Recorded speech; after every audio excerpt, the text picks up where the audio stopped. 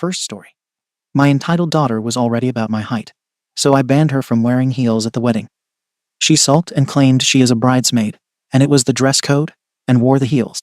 So I dragged her out of the wedding, said she isn't important or pretty, and grounded her and cancelled her prom, and she abandoned me.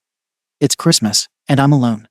This might sound ridiculous to some, but I don't know how else to explain it. I'm a 44-year-old man, and I'm 5'6". That fact alone shaped too much of my life in ways I still struggle to admit. I grew up in a house where being short made me the target. I had 3 older brothers who made sure I never forgot it. They gave me nicknames I hated and shoved it in my face at every opportunity, and my dad, who should have stepped in instead, found it funny. That constant humiliation wasn't some harmless teasing. It stuck with me. I internalized it. For most of my teenage years, I walked around convinced no girl would ever want to date me. That I'd always be seen as less of a man. That if someone even noticed I was shorter, I'd shrink into myself. I didn't date in high school. Barely managed to get in college. It wasn't until I met my wife at 25 that something finally clicked. She's 5'4", and I felt okay next to her, safe, even. She's the only person who ever really tried to understand how messed up my upbringing was. I've done therapy. I've gone low contact, and then no contact with almost all of my family over it. I got better, but I never completely shook it off. My daughter is 16. She's a good kid, quiet, smart, and sensitive. Always kind to others. Never rebellious or reckless. I've always been proud of her, and we've had a solid relationship. She has a close-knit group of friends, but she's never been the type to sneak out or party or do any of the things that usually worry parents. I've appreciated that about her more than she knows. She's never been that into fashion or makeup, and when she was younger, she didn't really care what shoes she wore, which suited me just fine.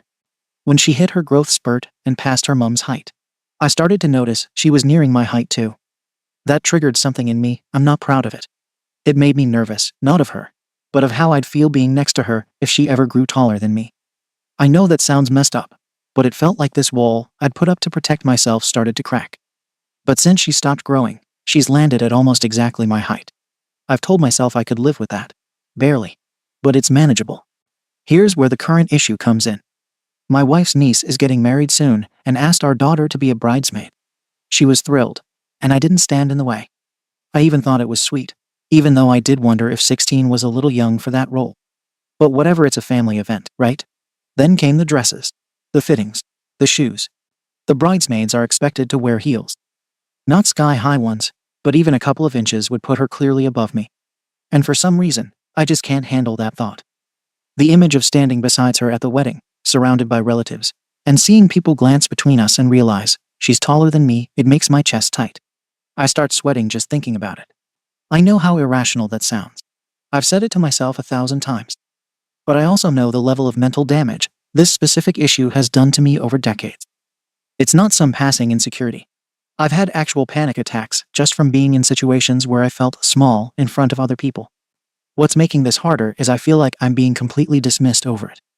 I tried to talk to both my wife and daughter about it calmly. I explained why it bothers me. But they just looked at each other, and I could see the irritation behind their eyes. My daughter got quiet and said, "So I'm supposed to be embarrassed of how tall I am?" That cut deep, because I don't want her to feel that. But at the same time, I feel like I'm being forced to swallow something that's always been traumatic for me, just so she can wear heels for a few hours. Here's where I think I might not be entirely unreasonable. When our daughter was about 12, she started growing her hair out. She wanted to have long hair. But my wife has always had strong feelings about girls and long hair being too much work or looking messy. She'd casually say things like, "I don't want her walking around like Cousin It." And every time our daughter brought it up, my wife found some reason to schedule a trim that ended up being a full haircut. The hair never got long. I stayed mostly out of it at the time, but my daughter was clearly frustrated by it. She even cried after one of the cuts when she thought she'd been promised just a tiny trim. My wife told her she was overreacting and said she was doing her a favor. I didn't step in as much as I should have then. I regret that. But now, when I bring up something appearance-related that's personal to me, I'm being told I should just stay home. I told my wife that. I said, "So when you didn't want her to have long hair, it was fine to push for what made you comfortable. But now I'm the selfish one." She brushed it off and said it's not the same. That the hair thing was practical, and this is me being insecure. But it feels the same to me. In both cases, a parent had a strong emotional reaction to something about their kid's appearance, and tried to guide it in a direction that made them more at ease. The difference is, back then, my daughter didn't push back. This time she is. And now, everything I say on this is being met with sighs and eye rolls. Like I'm some kind of problem to be worked around. My daughter won't even discuss it anymore. She just says she wants to feel pretty, and that I'm ruining it. I get that she's a teenage girl, and this is a big moment for her. I'm trying to be supportive. But I also feel like I'm being backed into a corner emotionally. Like, either I suck it up and feel completely humiliated at this wedding, or I stay home and feel even worse for missing a milestone in her life. I've tried to suggest alternatives, maybe flats or wedges that don't add too much height, but she's locked in now. She said all the other bridesmaids are wearing heels, and she doesn't want to look off. And my wife supports her, even though I know she's just tired of dealing with me on this. I didn't say anything when she told me she was locked in. I just nodded. But inside, I felt like I was watching something slip away that I couldn't explain to either of them. It's not just about shoes. It's not even just about height. It's that tight feeling in my chest that I've known since I was a boy, when I used to shrink into myself around my brothers or try to stand on my toes during family photos without anyone noticing. It's years of being the punchline. And now, it feels like I'm walking straight into it again. Except it's my own daughter, who will be the unintentional trigger. A few days ago, I brought it up one more time. Calm voice. Just asked her if she'd consider a slightly lower heel. I told her I wasn't trying to ruin anything for her, but I just needed a little compromise. She looked at me and said, "I don't want to feel bad for being taller than you." I didn't even know what to say. I hadn't used those words. But I guess that's how it's been coming across. And that's probably my fault. She left the room. My wife waited a few minutes, then came in and said, "You need to stop." I told her again what this does to me. That I'm not trying to control anything. I'm trying to avoid falling apart in the middle of a wedding reception. She said, "Then don't come." I just stared at her. And she said, "If you can't handle it, stay home. You'll make everything about you." I know this sounds dramatic, but it felt like being cut out. I told her that if I skipped this wedding, it would be something I'd remember for the rest of my life. That it would feel like I was being benched because of something I can't help. That I was being punished for being short again, just like always. She said that wasn't the case. That I was punishing myself by refusing to let go of something no one else cared about. But I care. I can't flip a switch and make the anxiety disappear. I can't magically rewire a lifetime of internalized shame and panic. And I'm tired of pretending I can. We haven't talked about it since. She's moved on. My daughter is still going to the fittings and talking to her cousins. I'm just in limbo. I'm going to this wedding. I've already decided that. I won't skip it. But I've stopped trying to say anything else about the shoes, even though the thought of standing next to her in pictures makes my stomach turn. What's been eating at me is the double standard.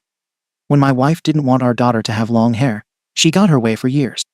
It wasn't treated like vanity. It was treated like a parenting decision. But when I have an issue one tied directly to a long, painful history, it gets chalked up as insecurity. I get told to sit it out. And I know there will be comments here saying, "Just deal with it," or "She should wear what she wants," and maybe that's true. But I wonder how many of those same people would say the same thing if a mother was crying over a daughter chopping off her hair after years of wanting it to stay long. Would people still say, "Get over it"? Or would they recognize that some emotional ties to our kids' appearances are more layered? Maybe I'm overthinking. Maybe I'm not. All I know is that for the first time in years, my relationship with my daughter feels shaky. Not because we fought, there was no screaming or door slamming, but because there's distance. She's avoiding me. She walks around the house carefully, like she doesn't want to trigger another talk. And I hate that. I don't want her to feel like she has to tiptoe around me. But I also hate that I've been left alone to wrestle with this. No one in this house is even trying to meet me halfway. No one's asking how I'm doing with it. They just want me to go quiet. So here I am, posting online, because I can't talk to anyone else about it without sounding like I've lost it. Ada for not wanting my daughter to wear heels at a wedding because it makes her taller than me and triggers deep trauma I've tried to move past for years. Comments. Comment 1. YTA. I'm taller than my dad by a few inches, and yeah, it looks a little odd sometimes in photos. But you know what? He never once made me feel weird about it. I wore 4-inch heels to my prom, and he was the one taking pictures and hyping me up. On my wedding day, I wore 5-inch stilettos, and he still spun me around during the father-daughter dance like we were in a Disney movie.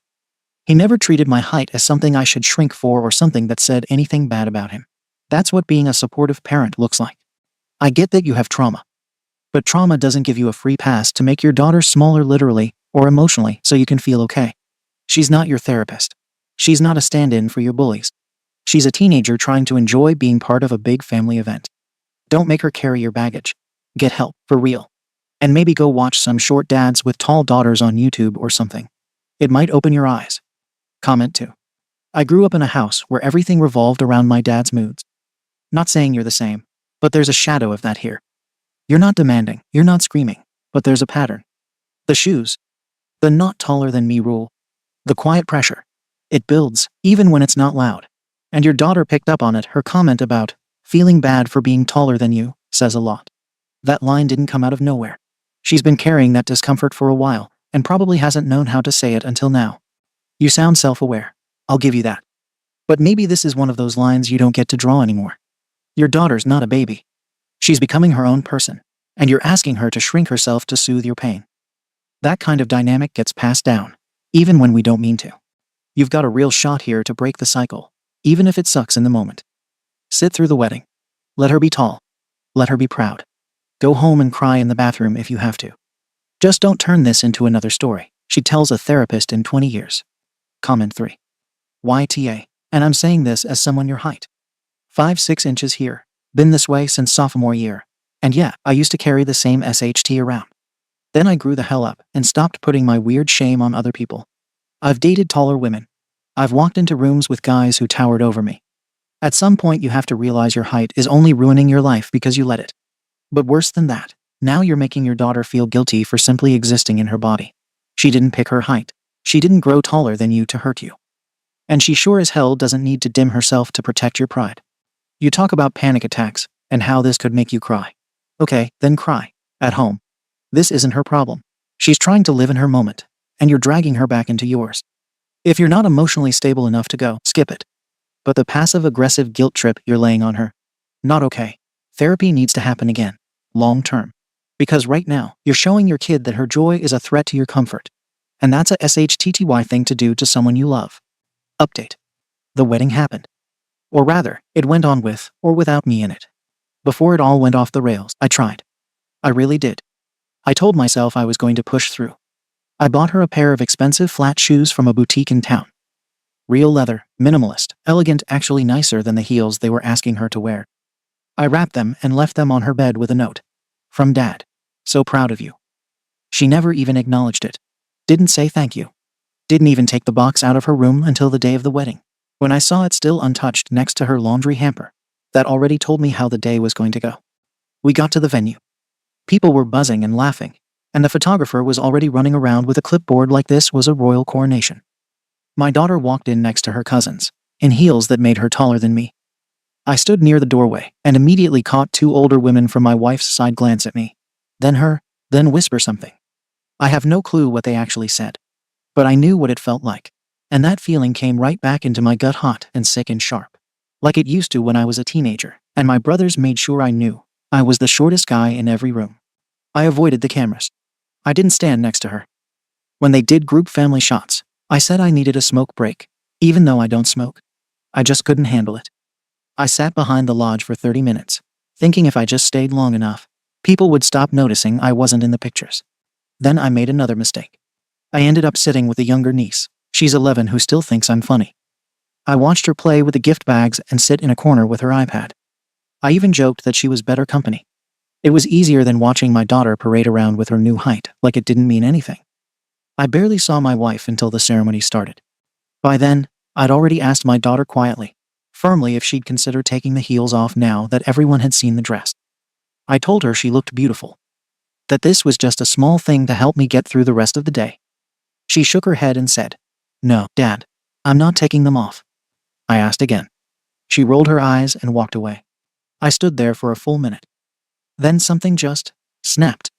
I walked straight over, grabbed her wrist, not hard, just enough to stop her, and said, "You're coming with me."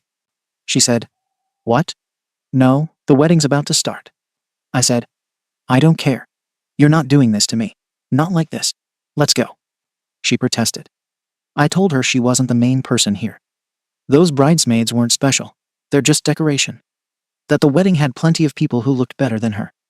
I know how cruel that sounds now, but in that moment, I wanted her to hear me, to stop treating this like it was all about her feeling pretty. She started crying and saying I was embarrassing her. My wife walked over and said, "What the hell are you doing?" I didn't respond. I just pulled my daughter's hand and walked her out the side door. She didn't fight. She just went quiet. We drove home in silence. I didn't yell. She didn't talk. When we got home, she ran upstairs. I sat in the kitchen, shaking. I didn't even know what I was supposed to do next. About an hour later, my wife came back alone. She didn't speak to me. She went upstairs, packed a few bags, and told my daughter to grab her essentials. When I asked what was happening, she said, "We're staying at my sister's. You've lost your mind." I said she was overreacting. She didn't respond. She just walked out. Since then, nothing's been the same. It's been 4 days. I've called my wife 6 times, no answer. I texted my daughter to apologize, and she left me on read. My sister-in-law called and said my daughter was still crying every night, that she's afraid to come home. I asked to speak to her and was told no. I've had a few relatives message me, saying they heard what happened. That dragging a teenager out of a wedding like that was abuse. Abuse, really? No one wants to hear my side. No one cares that I was falling apart inside. No one cares that my daughter watched me crumble and didn't blink. They just think I'm some insecure man who made a scene, that I ruined the bride's day. My niece hasn't even messaged me. I doubt she ever will. I've tried reaching out to my wife again, explaining that I'm not dangerous, that I just had a panic moment, that I only wanted to protect myself. She said, "You didn't protect yourself. You humiliated her." I told her it wasn't fair that my trauma was used against me, that she knew who I was when she married me, that she saw what I went through. But none of that matters now. I'm the bad guy. End of story. I've been sitting in this house, alone, thinking about what the hell happened. I look at her shoes in the closet, the unopened flats I bought, and I feel like I'm losing everything over something I couldn't help. People keep saying, "Get therapy," like I haven't already done years of it. Like therapy is some magic button that makes decades of bullying disappear overnight. I want my family back. I want my daughter to forgive me. But she won't even talk to me. My wife said they're not coming back anytime soon. My own home feels like a place I don't belong in anymore. And somehow, despite all of this, I still don't think I was asking for much. I didn't want her to cut her legs off. Just take off the heels. Just be my daughter for one damn day. Not some perfect bridesmaid in someone else's show. But now I'm the one on the outside, again. I don't even know what to ask anymore. If I post this, people will just say what they always say: therapy, let it go, be better. But none of that changes the fact that I feel like I lost everything over 2 inches of effing rubber and leather. So, yeah, if you still think I'm the arsehole, I won't argue. But it doesn't change what it cost me. Comments. Comment 1. You dragged your daughter out of a wedding she was part of because she wouldn't make herself physically smaller for your comfort. You tore her out of a moment that wasn't even about you and made it yours. What do you think that taught her? That her role in the wedding wasn't real. That her appearance has to be pre-approved by you. That her pride in herself is negotiable depending on your mood. You didn't just kill a dress and some shoes, you killed a relationship. And maybe you're right. No one gives a SHT about the heels. But the way you handled it told her you don't see her as her own person. You want her to be a curated version of someone who doesn't accidentally poke your wounds. I know you think you were just asking for peace, but from the outside, it reads like you need your family to orbit your insecurities, and the second they don't, they become the enemy. You're emotionally unsafe to be around right now. Get help. For real this time. And not to win them back, but to actually understand what it cost her to stand next to you. Comment 2. My dad's 5'4". I'm 5'8". I wore heels to my graduation, prom, and wedding. He's in every single photo, smiling like he won the damn lottery. When I asked once if it bothered him, he laughed and said, "The only thing that matters is that you're proud." And I believed him. Reading this, it's heartbreaking, man. You took her moment and made it about a wound you never told her the full story of. Then you punished her for not reacting to something she couldn't even see. And I'm sorry, but dragging her out, that's not parenting. That's lashing out. Also, saying she wasn't that important to the wedding. Are you kidding?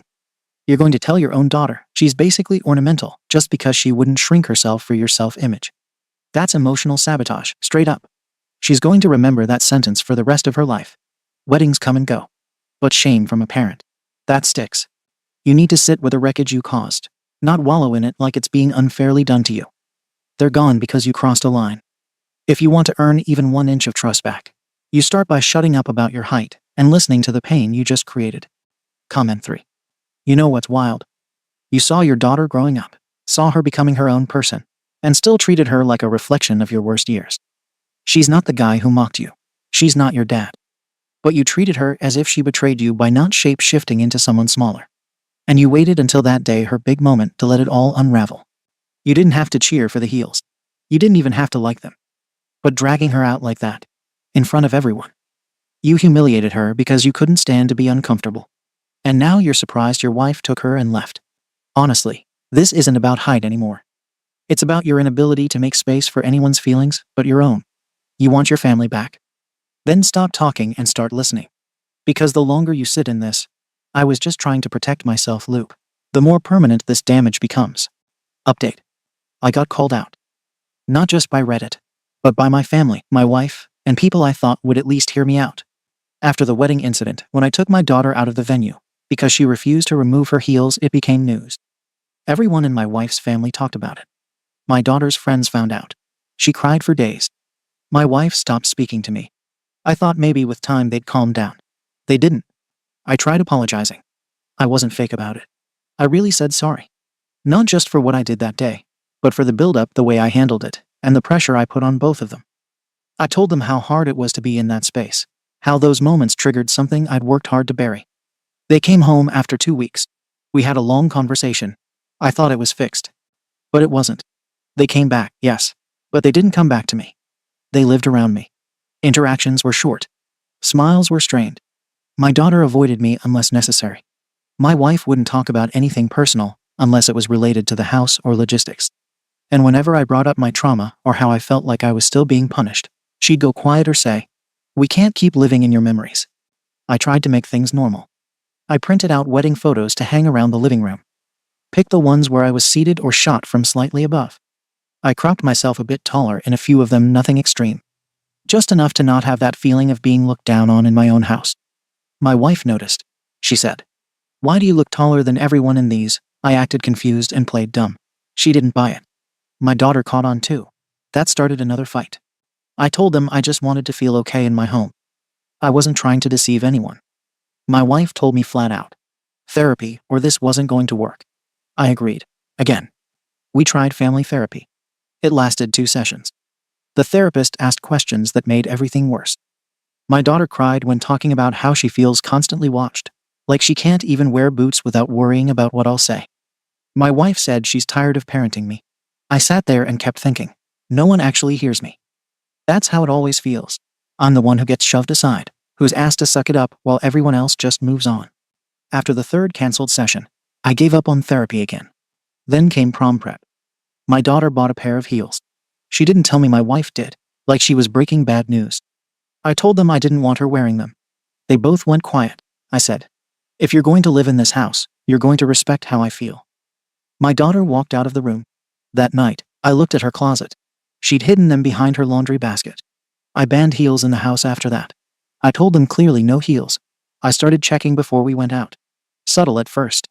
Then not so subtle. She stopped speaking to me completely. My wife said I was pushing her out. I said I was keeping the peace.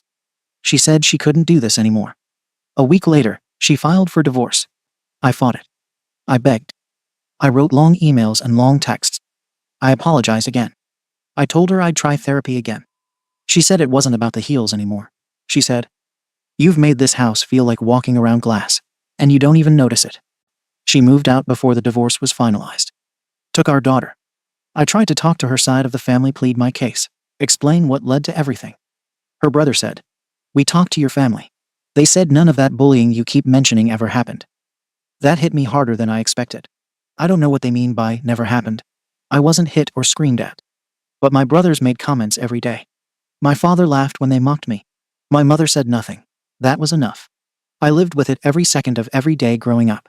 The silence and jokes carved something into me that never healed. And now people want to tell me it wasn't real. I lost the divorce. No custody. Limited visitation rights. My daughter wants nothing to do with me right now. I've sent her letters. I even showed up at her school once to drop off something she left behind. She accepted the envelope and said nothing. I haven't seen her in person in 2 months. After that, I tried to redirect. I signed up for a mentorship program. They paired me with a teenage boy going through a rough time. I thought, maybe I could be the father figure to someone who needed it. Maybe this would be healing. It lasted 6 weeks. The kids started pulling away. Didn't return my texts. One of the program coordinators said he didn't feel comfortable. When I asked what I'd done, no one gave a straight answer. I left the program quietly. So now I'm here. It's Christmas. The house is dead quiet. No tree this year. No baking. No stupid Christmas music on repeat. Just me. One string of lights hanging from the window, because I couldn't bring myself to do nothing. My daughter posted a picture from her mum's new place. They decorated the entire living room. Stockings, a fireplace, warm lights. She and her mum are smiling next to a fake reindeer. I stared at them for 15 minutes. I don't think they're coming back. I know most of you won't have sympathy for me. I know how I sound. I read the old comments. I see the pattern. And yeah, maybe I got so wrapped up in this one part of myself that I didn't notice everything else unraveling. Maybe. But I still believe I didn't ask for much. I didn't ask them to change everything. I just asked them to understand where I came from. Instead, I became a man standing alone in his house, rewriting wedding photos and measuring his daughter's shoes like it was war prep. You win. I lost everything. Comments. Comment 1. My dad wasn't tall. Not physically. Not emotionally. Everything was about him. His feelings, his silence, his bad days. My sister and I learned early how to tiptoe and how to keep joy to ourselves in case it made him feel small. Reading this hit me harder than I thought it would. Your daughter will carry what you did forever. She'll second guess every outfit. She'll hear your voice in her head when she gets dressed for job interviews or dates or big events. She'll remember that her own father yanked her out of a wedding to protect his ego, and then told her she wasn't important in front of her entire family. That kind of thing doesn't get washed out with a few tears and letters. And the real gut punch. You still haven't let her go. Not emotionally. You're watching her boots in photos like they mean something. They don't. But she does. And you didn't see her. You only saw yourself. You were given a million chances to choose connection over control, and you picked the latter every single time. Comment 2. I didn't ask for much. But you asked for everything that made your daughter feel like herself. You asked her to shrink in photos. To not wear things her friends wear. To treat your emotional spiral like a natural disaster she was responsible for calming. That's not small. And now, even in this post, you still look at the whole story like you were the one dropped in the dirt. You keep saying you lost everything, but from where I'm sitting, they escaped. They gave you more chances than most people would have. You trashed everyone. I feel sorry for the kid you tried to mentor. Not because you're evil, but because he probably walked in thinking he found a role model and walked out realizing he'd just been cast in a one-man tragedy starring someone else. Get serious help. Not performative, not one session and out. Real work. Or sit with what you've built: an empty house, a broken family, and a story no one wants to hear anymore. Comment 3. You've turned pain into personality. That's the core issue here. Everyone has some story from childhood that warped them a bit. Most of us get scared, mess up, maybe lash out, but we work on it. You clung to it like it made you special. Every time someone asked for space or understanding, you made it about how hard it is to be you. And then you act surprised when they stopped giving you anything. The photo cropping. The shoe checking. That wasn't healing. That was control in disguise. You built a whole identity around being overlooked, and then lost your mind the second someone didn't center you. And yeah, it's tragic in its own way. But that doesn't make it acceptable. Your wife didn't file for divorce because of shoes. She filed because she was living with a man who demanded compliance to feel okay. Your daughter didn't cut you off because of heels. She cut you off because her dignity cost her your love. Second story. My cheating boyfriend won't get a job and ruins my finances. He now bought a dog and dumped it on me to care for. I kicked him out and left his dog at a shelter. I am 23F and recently ended a nearly 3-year relationship with my boyfriend, 24M. When I finally ended the relationship, I told him I wanted him to be out of my home by the time I returned later that day, and he packed his belongings and left on his own accord. I have since been criticized for being too harsh, especially regarding his dog and unresolved financial issues, so I am looking for an outside perspective on whether my boundaries were unreasonable. When we first started dating, we had already known each other for some time and had an established level of trust. At the beginning of our relationship, he had just lost a job he had held for about 4 years. Over time, he moved in with me, and we agreed that once he found and retained a job, we would split expenses evenly. That never happened. From that point forward, I took over all weekly expenses, including rent, utilities, groceries, transportation, and general household costs. I continued covering everything partly because I needed to keep my household stable, and partly because I wanted to make it as easy as possible for him to focus on finding work. Over the entire relationship, he held 3 jobs in total, lasting a combined 6 or 7 months. The rest of the time, I was the sole provider. Over the course of nearly 3 years, I feel I consistently went well beyond my fair share to maintain stability in the relationship. Despite repeated efforts to be patient and supportive and reduce pressure, so he could contribute, the responsibility never became balanced. About a year ago, I ended the relationship after discovering he had been messaging other women online trying to meet up. We were broken up from November 2024 to February 2025. During that time, I felt more independent and less stressed. We eventually reconciled after he promised to apply for jobs consistently and contribute financially. As we approached nearly a year since reconciling, none of those promises had been kept. Over the past month, as it became clear that nearly a year had passed without follow-through, I clearly communicated that I needed to see effort. Even something as basic as applying for jobs online, because I was struggling financially and emotionally. Nothing changed, and I became burnt out. During our relationship, he brought his dog to live with me, but was always clear that the dog was his, not mine.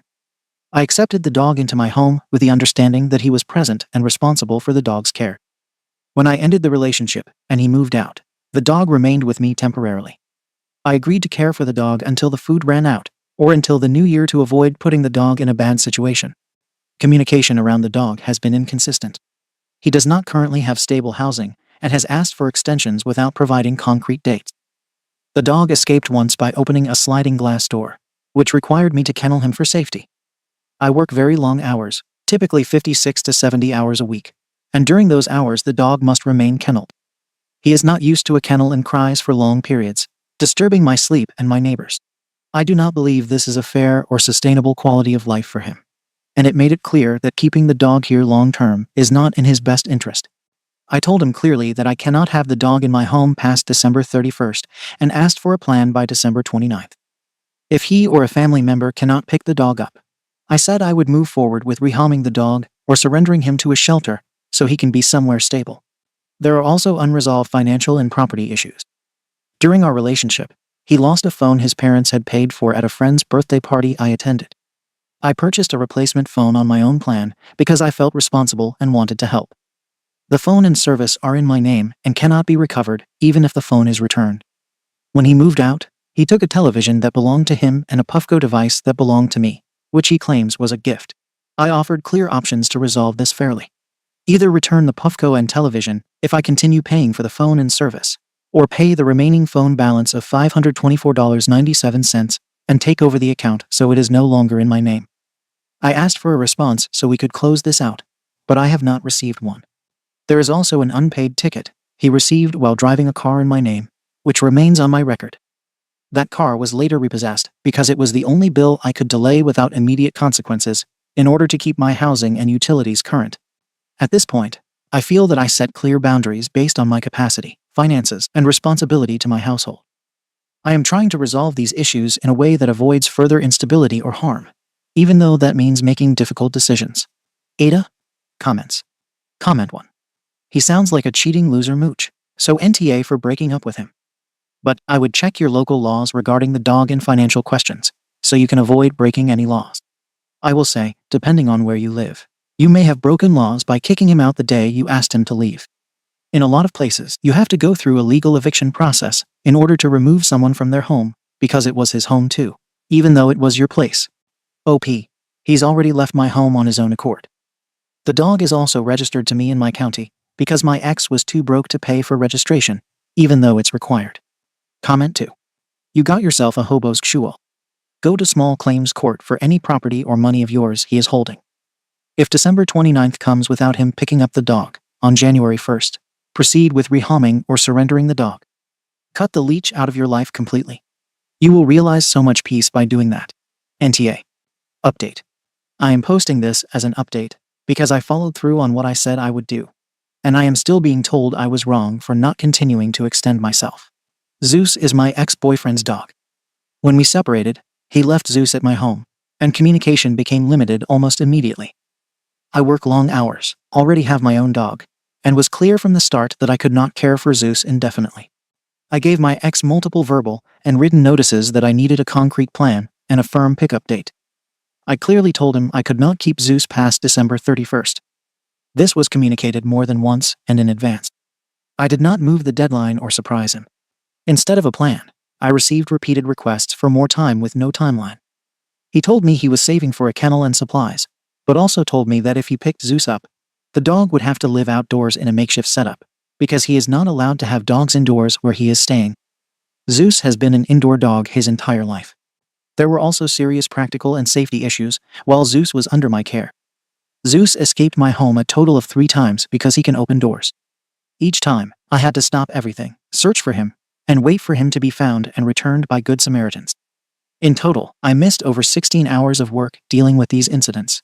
On one occasion, I chose not to kennel him because I felt bad, and he had explosive diarrhea throughout my home. I had to deep clean my carpets myself and ultimately dispose of my $200 carpet cleaner because it was contaminated with feces. This was not a minor inconvenience. It caused financial loss, health concerns, and additional stress on top of an already overwhelming situation.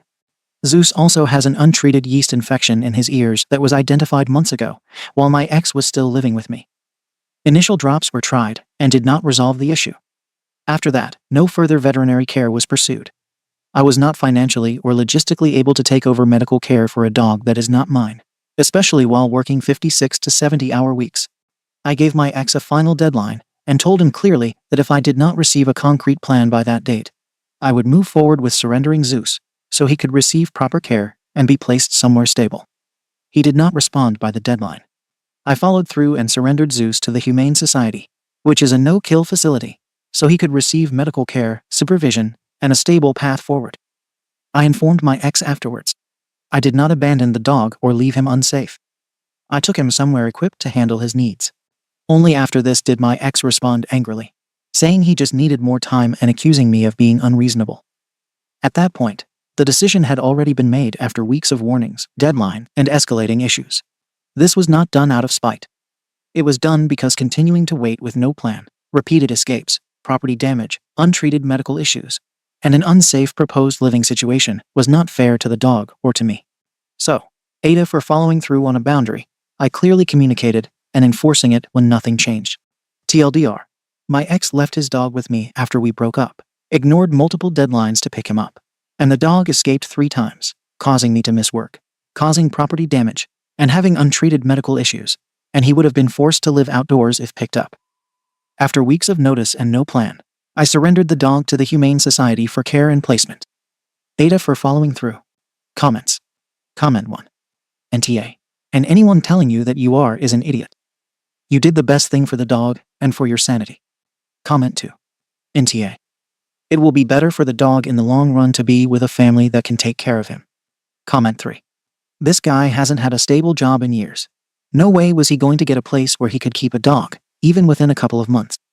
His plan right now is probably to find a new girl to mooch off of, and that's going to take him a few months at least before she'll let him move in. Even if he took the dog now, he probably wouldn't get it medical treatment. Comment 4. NTA. Your ex abandoned his dog. You gave him enough time to figure something out. Thank you for watching the video. If you are interested in listening to these kinds of stories, we've got more in store for you. Simply subscribe to our channel, hit the like button, and share it with your friends.